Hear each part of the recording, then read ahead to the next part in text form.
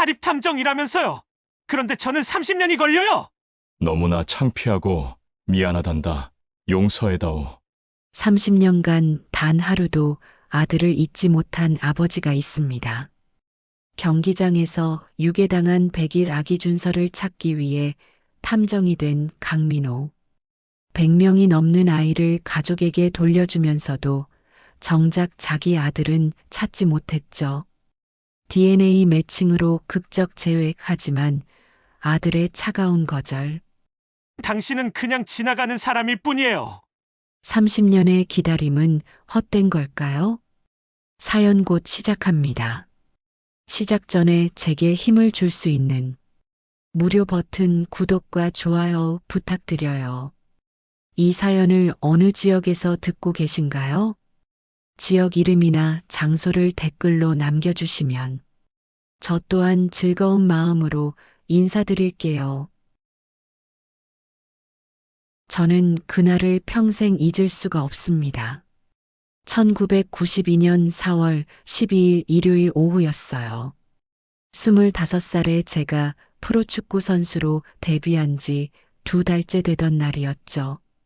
그날 아침 거울 앞에서 유니폼을 입으며 가슴이 두근거렸던 기억이 납니다.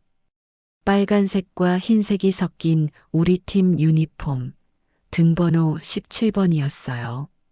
제 첫 번째 홈 경기였거든요.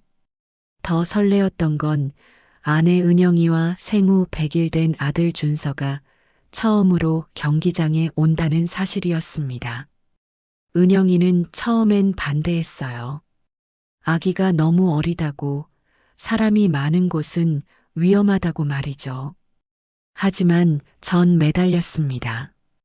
우리 아들에게 아빠가 뛰는 모습을 보여주고 싶다고, 평생 기억에 남을 순간을 함께하고 싶다고 했죠. 결국 은영이가 마지못해 고개를 끄덕였을 때 저는 아이처럼 기뻐했습니다. 경기 시작 2시간 전 경기장에 도착했어요. 은영이는 하늘색 원피스를 입고 유모차를 밀며 관중석 입구로 향했죠. 준서는 흰색 베넷 저고리를 입고 새근새근 잠들어 있었습니다. 저는 선수 입구로 들어가기 전 잠깐 멈춰서서 그들을 바라봤어요. 은영아, 조심해서 들어가. 제가 손을 흔들자 은영이가 환하게 웃으며 손을 흔들어 답했습니다. 라커룸에서 동료들과 준비하면서도 계속 은영이와 준서 생각이 났어요. B구역 12열 7번, 제가 직접 예매한 좌석이었죠. 관중석이 잘 보이는 곳이라 경기 중에도 가족을 볼 수 있을 거라 기대했습니다. 워밍업 시간이 되어 필드에 나섰을 때 관중석은 벌써 사람들로 가득했어요. 3만 명을 수용하는 경기장이 거의 만석이었습니다. 저는 눈을 가늘게 뜨고 B구역을 찾았죠. 그리고 찾았습니다. 은영이가 유모차 옆에 앉아 제게 손을 흔들고 있었어요. 가슴이 벅차올랐습니다. 저 사람들이 내 가족이구나. 저 아이가 내 아들이구나 싶었죠. 25해를 살면서 그날만큼 행복했던 적이 없었던 것 같아요. 동료 선수 재석이 형이 제 어깨를 툭 쳤습니다. 민호야, 정신 못 차리겠네. 얼굴에 광이 나. 저는 웃으며 대답했죠. 형, 저 오늘 꼭 골 넣을 겁니다. 우리 준서한테 보여줘야 해요. 하지만 그때였습니다. 갑자기 가슴 한쪽이 싸늘해지는 느낌이 들었어요. 설명할 수 없는 불안감이었죠. 무언가 잘못될 것 같은 막연한 두려움이 엄습했습니다. 저는 다시 한번 B구역을 바라봤어요. 은영이는 여전히 웃고 있었고 준서는 유모차 안에서 잠들어 있었습니다. 기분 탓이겠지. 저는 고개를 저으며 불안감을 떨쳐냈어요. 오늘은 내 인생에서 가장 행복한 날이 될 거야. 그렇게 전 경기장 한가운데 서서 가족에게 손을 흔들었습니다. 하지만 몰랐죠. 그게 제가 아들을 본 마지막 순간이 될 줄은요. 그 불안감이 예감이었다는 걸 알게 되기까지는 단 2시간도 걸리지 않았습니다. 경기가 끝나고 관중석으로 달려갔을 때 제 인생은 완전히 바뀌어 있었습니다. 경기는 2대1로 우리 팀이 이기고 있었습니다. 후반 35분, 제가 코너킥 상황에서 헤딩골을 넣었어요. 공이 골대 안으로 빨려 들어가는 순간, 저는 본능적으로 B구역을 향해 달려갔습니다. 은영이에게, 준서에게 보여주고 싶었거든요. 하지만 관중석은 너무 멀었고 환호하는 사람들로 가득해서 은영이의 얼굴은 보이지 않았죠. 괜찮아. 경기 끝나고 만나면 돼. 저는 그렇게 생각하며 동료들과 기쁨을 나눴습니다. 경기 종료 휘슬이 울렸을 때가 오후 5시 10분이었어요.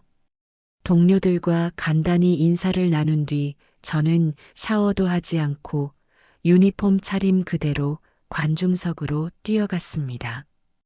가슴이 터질 것처럼 설렜거든요. 은영이가 뭐라고 할까?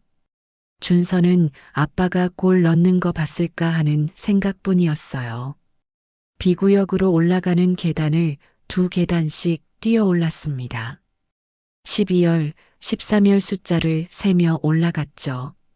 그런데 이상했어요. 사람들이 한쪽에 몰려 있었고 누군가 비명을 지르는 소리가 들렸습니다. 무슨 일이지? 불안한 마음에 더 빨리 뛰었어요. 그리고 12열에 도착했을 때 제 심장이 멈춘 것 같았습니다. 은영이가 바닥에 쓰러져 있었어요. 얼굴이 새하얗게 질린 채로요. 옆에는 텅 빈 유모차만 덩그러니 놓여 있었죠. 준서는 어디에도 보이지 않았습니다. 은영아, 저는 비명을 지르며 아내에게 달려갔어요. 은영이를 흔들었지만 반응이 없었습니다. 주변 사람들이 웅성거렸죠. 아까 이 여자분이 갑자기 비명 지르면서 쓰러졌어요. 유모차에 아기가 있었는데 사라졌대요. 저는 은영이를 안아 일으키며 소리쳤습니다. 구급차 좀 불러주세요. 그리고 경찰도요. 10분 후 은영이가 깨어났어요. 눈을 뜨자마자 제 팔을 움켜쥐며 울부짖었습니다. 준서가 없어. 여보, 준서를 찾아야 해. 무슨 일이 있었어? 침착하게 말해봐. 제 목소리가 떨렸습니다. 경기 보는데 뒤에서 누가 자꾸 밀었어.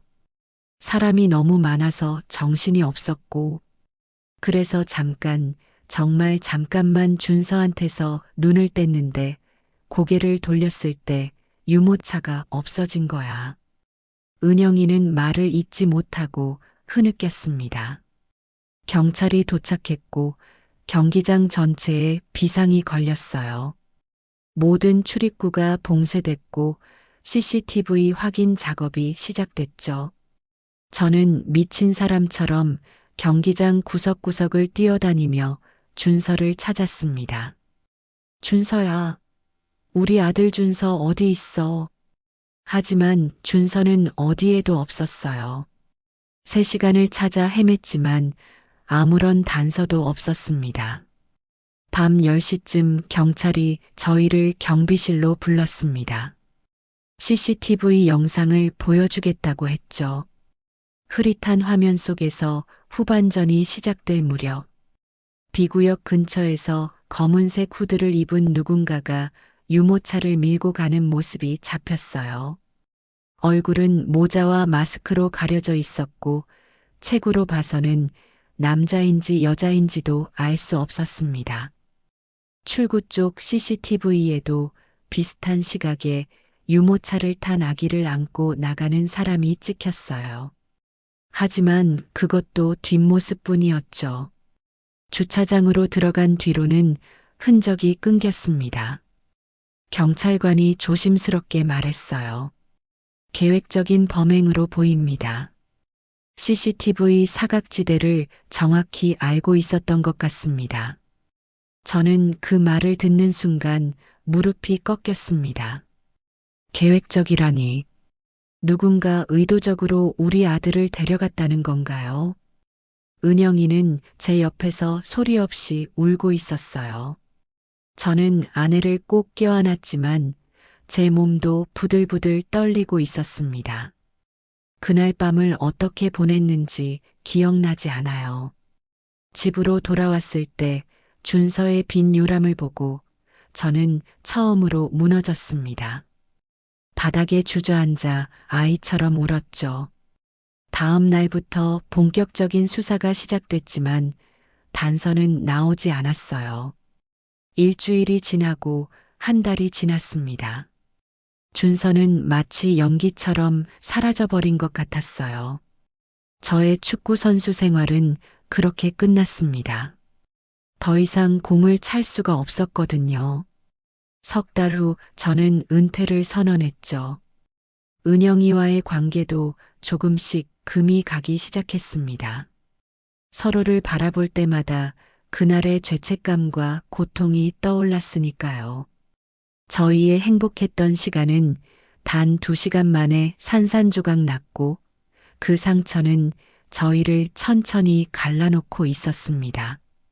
이혼 서류에 도장을 찍던 날이 1994년 겨울이었습니다. 준서가 사라진 지 2년 반이 지난 시점이었어요. 은영이와 마주 앉아 서류를 바라보는데 눈물 한 방울 나오지 않았습니다. 이미 다 말라버린 것 같았어요. 미안해, 은영아. 제가 먼저 입을 열었습니다. 은영이는 고개를 저었어요. 아니야. 우리 둘 다 잘못 없어. 그냥 이렇게 하는 게 서로를 위해 나은 것 같아. 그 말이 맞았습니다. 저희는 서로를 볼 때마다 그날을 떠올렸고 그 기억은 너무 고통스러웠거든요.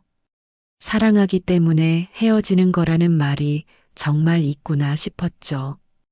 은영이는 부산으로 내려갔고 저는 서울에 남았습니다. 하지만 준서 찾기를 포기하지는 않았어요. 아니, 포기할 수가 없었습니다. 30살이 되던 해 저는 사설탐정 사무소 문을 두드렸어요. 자격증을 따고 실종 아동 전문 탐정으로 일하기 시작했죠. 남의 아이라도 찾아주면서 언젠가 우리 준서에 대한 단서를 얻을 수 있을 거라 믿었습니다. 첫 해에 6명의 아이를 찾아줬어요. 가출한 아이, 유괴당한 아이, 미아가 된 아이들이었죠. 아이를 찾아 부모에게 돌려줄 때마다 저는 울었습니다. 부모들이 아이를 껴안고 우는 모습을 볼 때면 제 가슴에 구멍이 뚫린 것 같았거든요. 저도 저렇게 우리 준서를 안아보고 싶습니다. 그 생각뿐이었어요. 1년이 가고 5년이 갔습니다. 10년이 지났을 때 준서는 12살이 됐을 거예요. 초등학교에 다니고 있을 나이였죠. 거리에서 초등학생들을 볼 때마다 저는 멈춰 섰습니다. 혹시 그 아이가 우리 준서는 아닐까 하는 마음에요. 하지만 100일 된 아기의 얼굴만 기억하는 제가 어떻게 알아볼 수 있겠습니까? 탐정 일을 하면서 100여 명이 넘는 아이들을 가족에게 돌려줬습니다. 감사하다며 우는 부모들을 볼 때마다 저는 마음 한구석이 무너져 내렸어요. 왜 저는 안 되는 걸까요? 왜 제 아들만 못 찾는 걸까요? 35이 되고 40이 됐습니다. 거울을 볼 때마다 낯선 얼굴이었어요. 흰머리가 하나둘 보이기 시작했고 이마에 주름이 깊게 패였죠. 매년 4월 12일이 되면 저는 그 경기장을 찾아갔습니다. B구역 12열 7번 그 자리에 앉아서 하염없이 필드를 바라봤어요. 그날의 함성이, 은영이의 웃음이, 유모차 안에서 잠들어 있던 준서의 모습이 생생하게 떠올랐죠. 미안하다, 준서야. 아빠가 너를 지키지 못했어. 매년 같은 말을 되뇌었습니다. 2010년이었어요. 은영이에게서 전화가 왔습니다. 16년 만이었죠. 민호 씨, 은영이의 목소리는 여전히 낯설지 않았습니다. 응, 은영아. 서울 올라가는데 잠깐 만날 수 있을까? 저희는 서울역 근처 조용한 카페에서 만났어요. 은영이도 많이 변해 있었습니다. 머리카락에 희끗희끗 흰머리가 섞여 있었고 눈가에 주름이 깊었죠. 잘 지냈어? 저는 어색하게 물었습니다. 응, 그럭저럭. 민호 씨는? 나도 그래. 아직도 일하고 있어. 탐정일. 은영이가 고개를 끄덕였어요. 나도 알아. 신문에서 봤어. 실종 아동 100명 넘게 찾아준 탐정이라고. 침묵이 흘렀습니다. 저희는 서로를 바라보다가 동시에 고개를 돌렸어요. 아직도 찾고 있어. 제가 먼저 말했습니다. 준서를. 은영이의 눈가가 붉어졌어요. 나도 포기 못했어. 가끔 길에서 20살쯤 된 남자애들 보면 혹시나 싶어서 계속 쳐다보게 돼. 저희는 한참을 말없이 앉아 있었습니다. 같은 고통을 겪고 있지만 함께 할 수 없다는 걸 알고 있었죠. 헤어질 때 은영이가 제 손을 잡았어요. 만약 준서를 찾으면 꼭 연락해줘. 제발. 그럼. 너도 그래. 시간은 무정하게 흘렀습니다. 45이 되고 50이 됐어요. 제 몸은 예전 같지 않았습니다. 밤샘 추적이 힘들어졌고 계단을 오를 때마다 숨이 찼죠. 2022년 가을 55살이 된 저는 어느 날 문득 거울을 보며 생각했어요. 이제 포기해야 하나? 준서는 영영 못 찾는 건가? 완전히 늙어버린 제 얼굴을 보면서 절망했습니다. 그런데 그날 밤이었습니다. 핸드폰에 알림 하나가 떴어요. 몇 년 전 일말의 희망을 품고 등록해둔 DNA 매칭 사이트에서 온 메시지였죠. 손가락이 떨렸습니다. 메시지를 열었을 때 저는 바닥에 주저앉고 말았어요. 그날 밤 저는 한숨도 자지 못했습니다. 핸드폰 화면을 수십 번도 더 들여다봤어요. 99.9%라는 숫자가 이서준이라는 이름이 사라질까봐 두려웠죠. 메시지 내용은 간단했습니다. 회원님과 부자관계 가능성이 있는 사용자가 발견되었습니다. 이서준, 남성, 1992년생, 서울 거주. 1992년생. 준서가 태어난 해였어요. 손이 너무 떨려서 핸드폰을 제대로 잡을 수가 없었습니다. 이게 정말일까? 30년을 기다렸는데 이렇게 갑자기 찾을 수 있는 걸까? 아침 6시가 되자마자 DNA 매칭 사이트 고객센터에 전화를 걸었어요. 상담원이 나오기까지 1분도 안 걸렸는데 1년처럼 느껴졌죠. 네, 고객님. 확인해 드릴게요. 상담원의 목소리가 들렸습니다. 저는 떨리는 목소리로 물었어요. 99.9% 일치라는 게 확실한 건가요? 오류는 없나요? 네, 고객님. 이 정도 일치율이면 부자 관계가 거의 확실합니다. 상대방도 생부모를 찾고 계셨고 연락 의사가 있으시다고 하셨어요. 그럼 어떻게 하면 되죠? 연락을 할 수 있나요? 상대방의 이메일 주소를 알려드릴게요.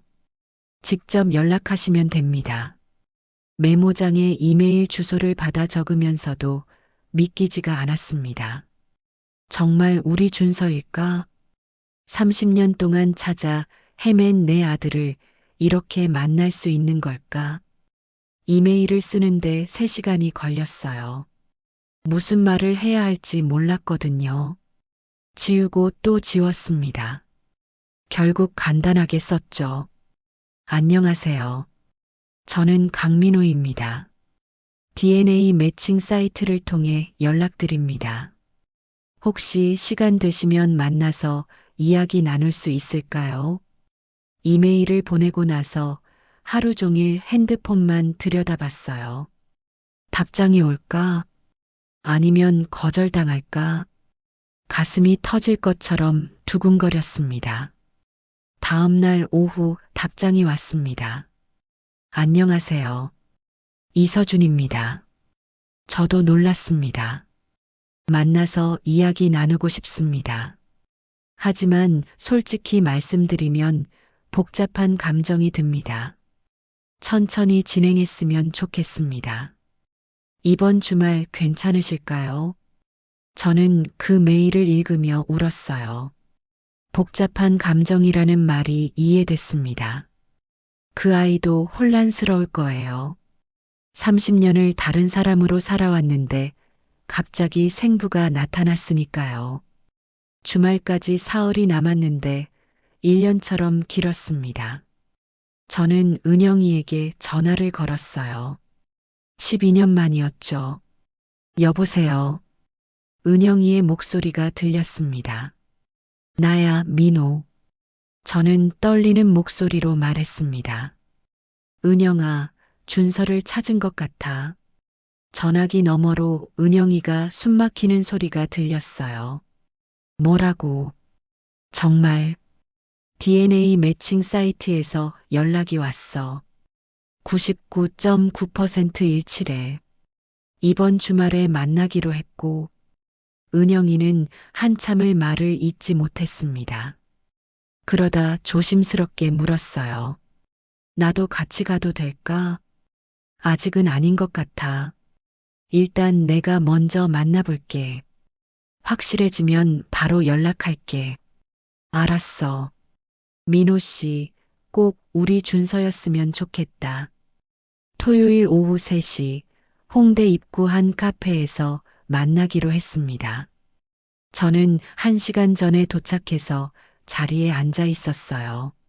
문이 열릴 때마다 고개를 들었죠. 그리고 3시 정각 한 남자가 들어왔습니다.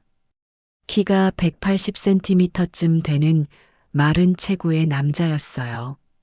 검은색 셔츠에 청바지를 입고 있었죠. 그 남자가 저를 보더니 천천히 다가왔습니다. 가까이 오면서 얼굴이 보였어요. 그 순간 제 심장이 멎는 줄 알았습니다. 그 남자는 젊은 시절에 제 얼굴을 하고 있었거든요. 눈매가, 코가, 인매가 똑같았습니다. 이마에는 제가 가진 것과 똑같은 작은 점이 있었어요. 강민호 씨이신가요? 남자가 조심스럽게 물었습니다. 저는 고개를 끄덕이며 일어섰어요. 그래, 너는 서준이구나. 네. 저는 이서준입니다. 우리는 서로를 물끄러미 바라봤습니다. 30년의 시간이 그 사이에 흐르고 있었죠. 저는 떨리는 손으로 그를 껴안고 싶었지만 참았습니다. 서준이의 얼굴에는 경계심이 서려 있었거든요. 하지만 그것도 이해됐습니다. 이 만남이 그에게도 쉽지 않다는 것을요. 우리는 마주 앉았습니다. 서준은 커피를 주문했고 저는 아메리카노를 시켰어요. 하지만 마실 수가 없었습니다. 목구멍이 막힌 것처럼 답답했거든요. 일단 이야기 좀 할까요? 제가 먼저 입을 열었습니다. 서준은 고개를 끄덕였어요. 하지만 표정은 굳어 있었죠. 저는 조심스럽게 물었습니다. 너 어떻게 살아왔니? 건강하게 지냈고. 서준이 짧게 대답했어요. 네. 건강했습니다. 그 말투가 저를 아프게 했습니다. 존댓말이었거든요. 아버지와 아들 사이가 아니라 남남처럼 느껴졌죠. 저는 천천히 말을 이어갔습니다. 나는 30년 동안 너를 찾았어. 단 하루도 너를 잊은 적이 없고 서준의 눈빛이 차갑게 변했어요. 그래서요. 그게 제가 들어야 할 말인가요? 저는 당황했습니다. 무슨 뜻이니? 서준이 커피잔을 내려놓으며 말했어요. 강민호 씨, 솔직하게 말씀드릴게요. 저는 이 만남이 불편합니다. DNA가 일치한다고 해서 우리가 가족이 되는 건 아니잖아요. 가슴이 철렁 내려앉았습니다. 하지만 너는 내 아들이야. 우리 은영이와 내가 낳은 아들이고 생물학적으로는 그렇겠죠. 서준의 목소리는 냉정했습니다. 하지만 저를 키운 건 당신들이 아니에요. 저에게는 이미 부모님이 계십니다. 저를 사랑으로 키워주신 분들이요. 저는 말문이 막혔어요. 서준이 계속 말했습니다. 저는 입양아로 자랐어요. 생후 100일쯤 됐을 때 한 부부에게 입양됐다고 들었습니다. 그분들은 저를 친자식처럼 키워주셨어요. 제가 원하는 건 다 해주셨고 사랑으로 대해주셨죠. 나도 너를 사랑했어. 제가 다급하게 말했습니다. 우리가 너를 잃어버린 건 사고였고 서준이 날카롭게 반박했어요. 사고요. 그렇게 말하면 다 용서가 되나요? 전 100일밖에 안 된 아기였는데 사람 많은 경기장에 데려간 건 누구였죠? 그 말에 저는 할 말을 잃었습니다. 맞는 말이었거든요. 제가 고집을 부려서 은영이를 설득했고 그날 경기장에 가족을 데려갔죠. 미안하다. 정말 미안해. 저는 떨리는 목소리로 말했습니다. 그날 이후로 단 하루도 편하게 산 적이 없어. 너를 지키지 못한 게 평생 죄책감으로 남았고 서준은 냉담하게 대답했어요. 그건 당신의 문제입니다. 저와는 상관없는 일이에요. 그 말이 칼처럼 제 가슴을 찔렀습니다. 서준이 자리에서 일어났어요. 저는 그냥 DNA 검사 결과가 궁금해서 이 사이트에 등록한 거였어요. 생부모를 만나고 싶어서가 아니었습니다. 솔직히 만나봐야겠다고 생각한 것도 양부모님께 떳떳하기 위해서였고요. 서준아. 제가 그의 팔을 잡으려 했지만 서준은 한 발 물러섰습니다. 죄송하지만 저는 이제 가보겠습니다. 오늘 만남으로 충분합니다. 제 인생에서 당신은 그냥 지나가는 사람일 뿐이에요. 서준은 그렇게 말하고 카페를 나갔습니다. 저는 그 자리에 멍하니 앉아 있었어요. 30년을 기다렸는데 이럴 수가 있나 싶었죠. 밖을 내다보니 서준이 횡단보도를 건너가고 있었습니다. 뒷모습이 점점 작아지더니 사람들 속으로 사라졌어요. 저는 그제야 눈물이 터져 나왔습니다. 아들을 찾았는데 잃어버린 것 같았어요. 아니, 어쩌면 진짜로 잃어버린 건지도 몰랐습니다. 30년의 공백은 생각보다 컸고 그 시간 동안 서준은 제가 모르는 사람으로 자라나 있었죠. 집으로 돌아와 은영이에게 전화를 걸었습니다. 통화 버튼을 누르는데 손이 떨렸어요. 어떻게 됐어? 은영이가 다급하게 물었습니다. 저는 한참을 말을 잇지 못했어요. 그러다 겨우 입을 열었죠. 우리 준서 맞아. 얼굴이 내 젊은 시절이랑 똑같더라. 하지만 은영아, 그 아이가 우릴 원하지 않아. 은영이도 한참 말이 없었습니다.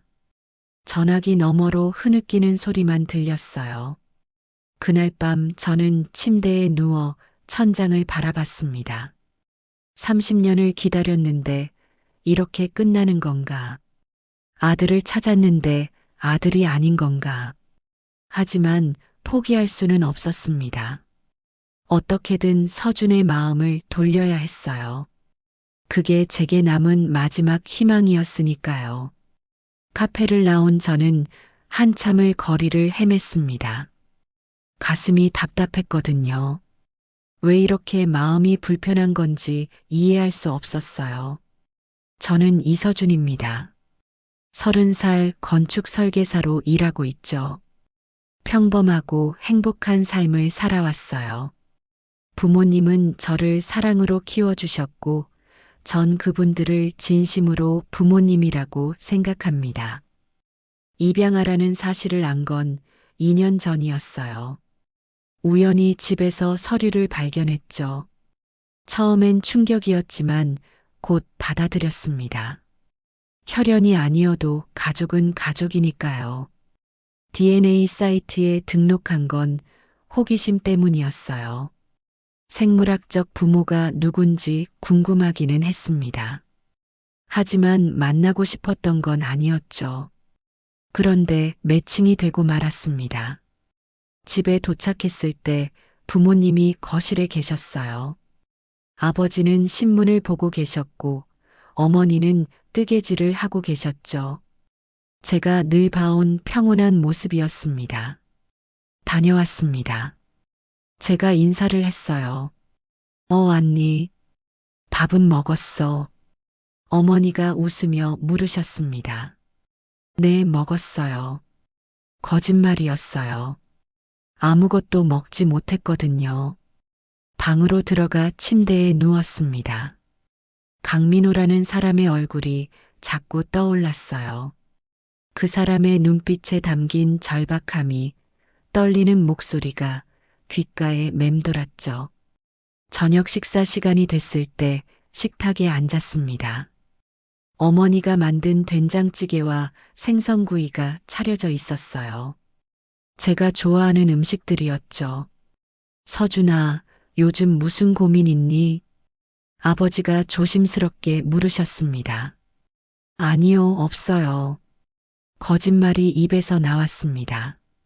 하지만 말할 수가 없었어요.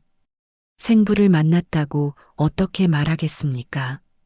밤늦게까지 잠이 오지 않았습니다. 결국 노트북을 켜고 강민호라는 이름을 검색했어요. 그랬더니 수많은 기사가 나왔습니다. 실종 아동 전문 탐정 강민호, 100명 넘는 아이 찾아줘. 30년째 아들 찾는 전직 축구선수. 강민호 탐정, 오늘도 경기장에서 아들 기다려. 기사를 하나하나 읽었습니다.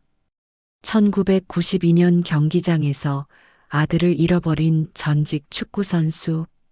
그 후 탐정이 되어 남의 아이를 찾아주며 자기 아들을 찾아 헤맨 남자. 매년 4월 12일이면 그 경기장을 찾아가 빈자리에 앉아 있는 남자. 가슴 한쪽이 먹먹해졌습니다. 사진도 있었어요. 경기장 관중석에 홀로 앉아 있는 강민호의 모습. 그의 뒷모습이 너무 쓸쓸해 보였죠. 한 인터뷰 기사가 눈에 들어왔습니다. 아이를 찾아드릴 때마다 기쁘면서도 가슴이 아픕니다. 저도 언젠가 제 아들을 이렇게 안아볼 수 있을까 하는 생각 때문이죠. 하지만 포기할 수 없습니다. 제 아들이 어디선가 저를 기다리고 있을지도 모르니까요. 저는 노트북을 덮었습니다. 잠을 청했지만 계속 그 사람 생각이 났어요. 제가 너무 냉정했던 건 아닐까? 하지만 양부모님은 어떻게 되는 거죠? 다음 날 아침 출근길에 어머니가 도시락을 싸주셨습니다. 늘 하시던 대로요. 서준아, 오늘 점심 꼭 챙겨 먹어. 네, 고마워요, 엄마. 그 순간 문득 생각했습니다. 강민호라는 사람도 30년 동안 이렇게 저를 생각했을까? 제가 밥은 먹는지, 건강한지, 행복한지 궁금해했을까? 회사에서 일이 손에 잡히지 않았어요. 점심시간에 동료가 물었습니다. 서준아, 무슨 일 있어? 요즘 이상하던데. 아니, 괜찮아. 하지만 괜찮지 않았습니다. 퇴근 후 다시 그 기사들을 찾아봤어요. 강민호가 찾아준 아이들의 이야기, 그가 걸어온 30년의 시간들. 일주일이 지났습니다. 그동안 계속 고민했어요. 양부모님께 말씀드려야 하나? 아니면 그냥 모른 척 살아야 하나? 결국 어느 날 저녁 용기를 내서 말씀드렸습니다. 아버지, 어머니, 제가 드릴 말씀이 있어요. 두 분이 저를 바라보셨어요. 저는 떨리는 목소리로 말했습니다. 사실 지난주에 생부를 만났어요. DNA 매칭 사이트를 통해서요. 어머니의 얼굴이 하얗게 변했습니다. 아버지는 신문을 내려놓으셨죠. 그래. 어떻게 됐니? 아버지가 조용히 물으셨어요. 냉정하게 대하고 왔어요. 저한테는 아버지, 어머니가 계시니까 그분은 필요 없다고 했습니다. 어머니의 눈가가 붉어졌습니다. 서준아, 내가 만나고 싶으면 만나도 돼. 우리 때문에 참지 마. 아니에요. 전 정말 필요 없어요. 하지만 그날 밤 제 방에서 들리는 어머니의 흐느끼는 소리를 들었습니다. 가슴이 찢어지는 것 같았어요. 제가 두 분께 상처를 드린 거였죠. 며칠 후 우연히 아버지의 서재에 들어갔다가 오래된 앨범을 발견했습니다. 제 어릴 적 사진들이 가득했어요. 100일 때, 돌 때, 유치원 때, 모든 순간마다 부모님의 사랑이 담겨 있었죠. 그런데 맨 뒤 페이지에 신문 스크랩이 끼워져 있었습니다. 경기장에서 실종된 아기 30년째 행방묘연이라는 제목의 기사였어요. 저에 대한 기사였습니다. 아버지가 제 이야기를 알고 계셨던 거예요. 그리고 보관하고 계셨던 거죠. 손으로 쓴 메모가 있었습니다. 우리 서준이의 시작. 이 아이에게 행복을 주자. 저는 그 자리에 주저앉았습니다. 양부모님도 강민호도 모두 저를 사랑했구나. 다만 방식이 달랐을 뿐이구나 하는 생각이 들었죠. 어쩌면 저는 두 가족 모두를 가질 수 있는 건 아닐까. 그런 생각이 조심스럽게 고개를 들었습니다. 그날 밤 저는 강민호 씨에게 메일을 보냈습니다. 손가락이 키보드 위에서 한참을 머뭇거렸어요. 무슨 말을 해야 할지 몰랐거든요. 강민호 씨, 서준입니다. 지난번에는 너무 냉정하게 대해서 죄송합니다. 다시 한번 만나서 이야기 나눌 수 있을까요? 이번엔 제대로 된 대화를 하고 싶습니다. 이틀 후 답장이 왔습니다. 서준아, 연락 고마워. 언제든 괜찮아. 내가 편한 곳으로 정해줘. 저는 그 경기장을 택했습니다. 강민호 씨가 30년 동안 찾아갔다는 그곳이요. 이유는 잘 모르겠어요. 그냥 그곳에서 시작된 이야기니까 그곳에서 다시 만나는 게 맞는 것 같았습니다. 토요일 오후 2시 경기장 B구역 12열 7번 좌석 앞에서 만나기로 했어요. 제가 먼저 도착했습니다. 빈 경기장은 고요했죠. 주말이라 경기가 없었거든요. 12열로 올라가는 계단을 올랐습니다. 7번 좌석 앞에 서서 그 자리를 바라봤어요. 30년 전 이곳에서 저는 유모차에 누워 있었고 어머니, 아니 생모는 경기를 보고 있었겠죠. 서준아. 뒤에서 목소리가 들렸습니다. 돌아보니 강민호 씨가 서 있었어요. 검은색 점퍼에 청바지를 입고 있었습니다. 손에는 작은 가방을 들고 있었죠.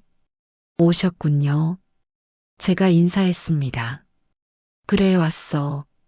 강민호 씨가 천천히 다가왔어요. 이곳에서 만나자고 해서 놀랐어. 여기가 시작점이잖아요.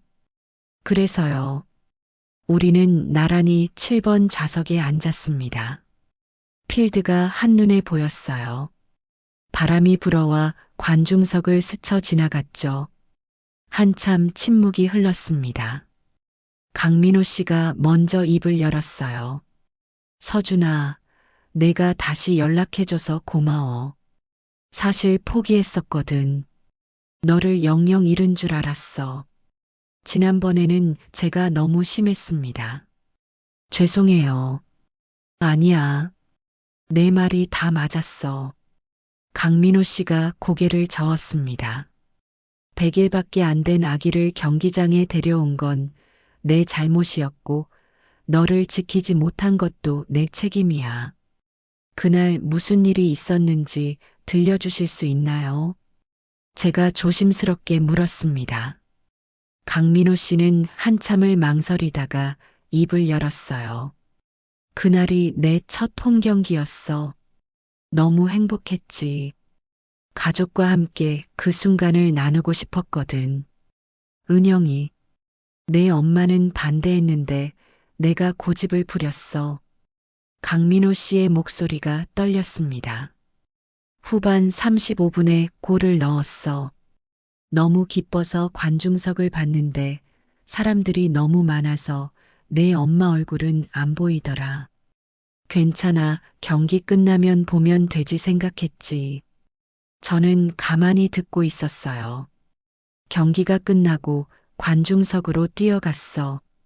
그런데 사람들이 한쪽에 몰려 있고 비명소리가 들렸지. 올라가 보니 내 엄마가 쓰러져 있었고 유모차는 텅 비어 있었어. 그 순간이 내 인생에서 가장 끔찍한 순간이었어. 강민호 씨가 얼굴을 손으로 가렸습니다. 어깨가 떨리고 있었어요. 경찰이 왔고 CCTV를 확인했는데 범인은 잡히지 않았어. 너는 그렇게 사라졌지. 나는 매일 밤 악몽을 꿨어. 내가 어디선가 울고 있는데 찾을 수 없는 꿈이었어. 저도 모르게 눈시울이 뜨거워졌습니다. 은영이와는 2년 반 후에 헤어졌어. 서로를 볼 때마다 그날이 떠올라서 함께 있을 수가 없었거든. 사랑했지만 헤어질 수밖에 없었어. 강민호 씨가 가방에서 낡은 앨범 하나를 꺼냈습니다. 이거 내가 태어났을 때부터 사라지기 전까지의 사진들이야. 100일밖에 안 됐지만 우리는 정말 많은 사진을 찍었어. 앨범을 펼쳤습니다. 첫 페이지에 신생아의 사진이 있었어요. 빨갛고 작은 아기. 저였습니다. 이게 내가 태어난 날이야. 강민호 씨가 떨리는 손으로 사진을 가리켰어요. 3.2kg이었어. 건강하고 예쁜 아기였지.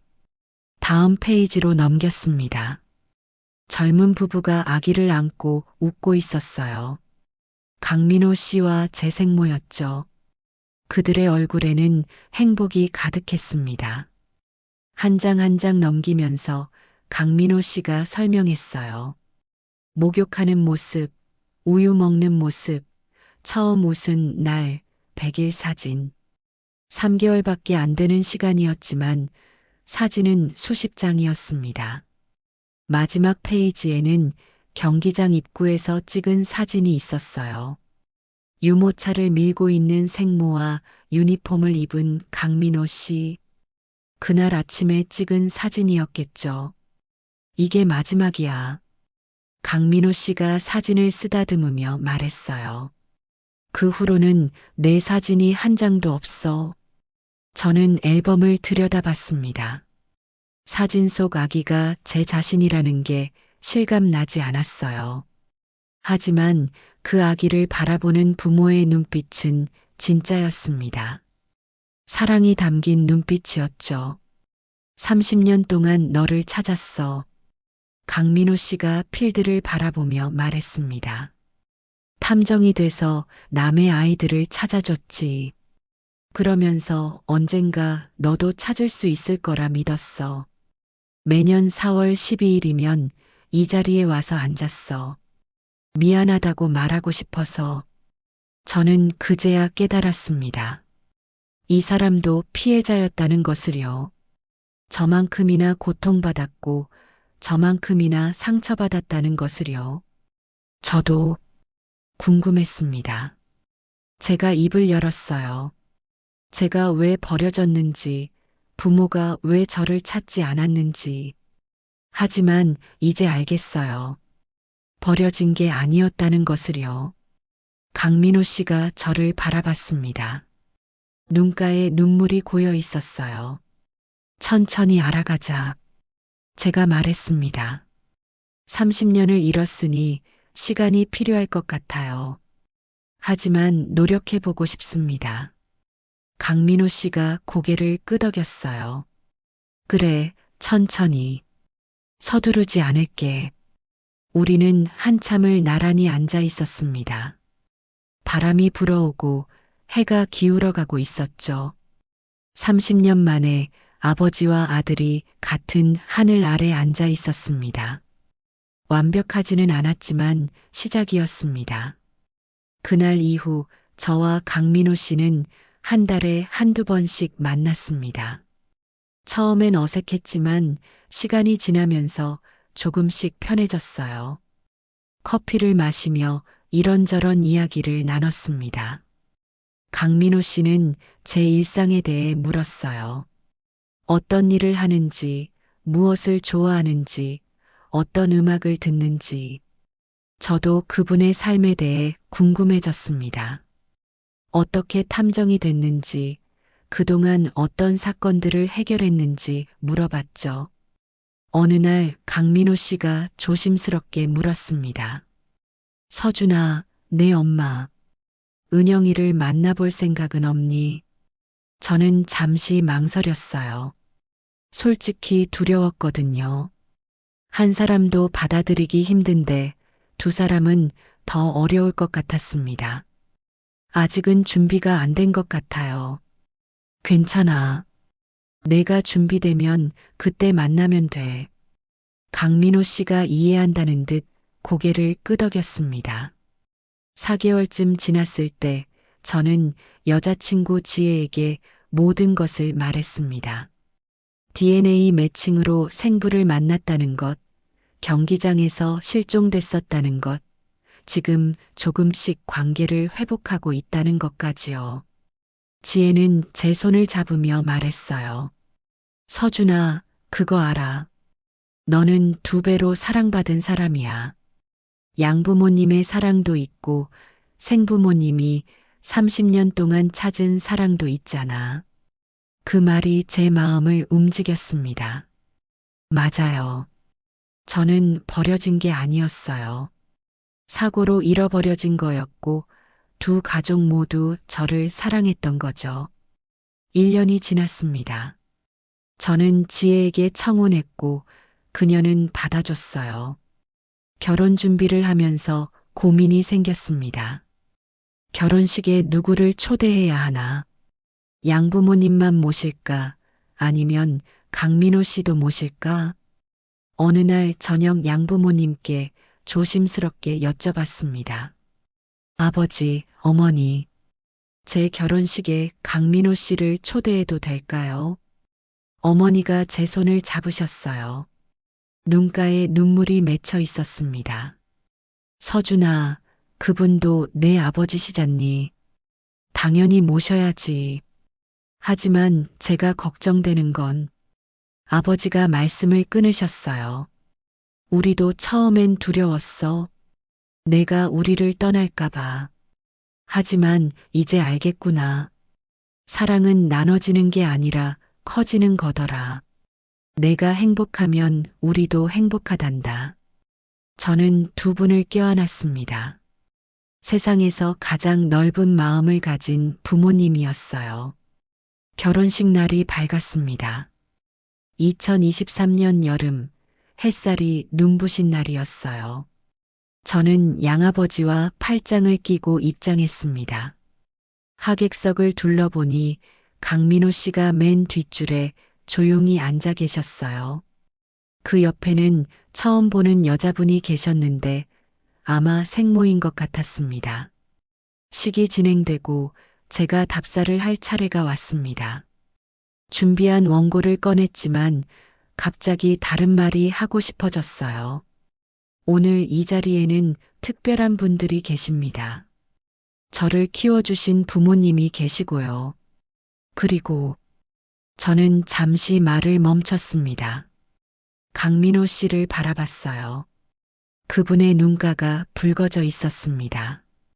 30년 동안 저를 찾아주신 분들도 계십니다.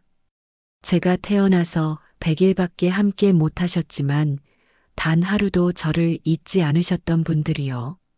하객석이 조용해졌습니다. 강민호 씨 옆에 여자분이 손수건으로 눈물을 닦고 계셨어요. 저는 두 가족 모두에게 감사합니다.